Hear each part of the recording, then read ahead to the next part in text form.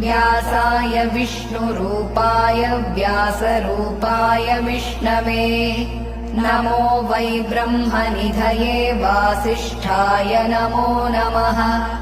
अविकाराय शुद्धाय नित्याय परमात्मने सदैकरूपरूपाय विष्णवे सर्वजिष्णवे यस्य स्मरणमात्रेण जन्म संसारबन्धनात् विमुच्यते नमस्तस्मै विष्णवे प्रभविष्णवे।